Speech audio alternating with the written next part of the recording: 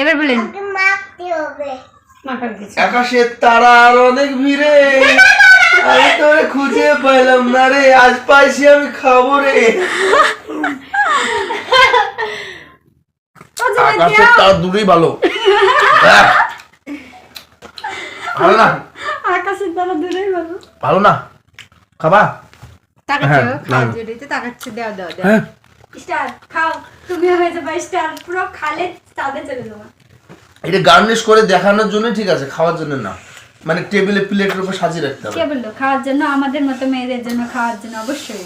আমি তো আকাশের তারা অল্প খাও, আকাশের তারা কেটে চাঁদ বানি ফেললো, এটা কিরকম হলো?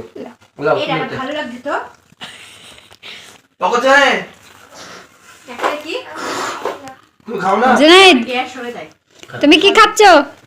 কামাঙ্গা, কামাঙ্গা কি খাচ্ছো তুমি? আরে ভিডিও করছি। কি খাও?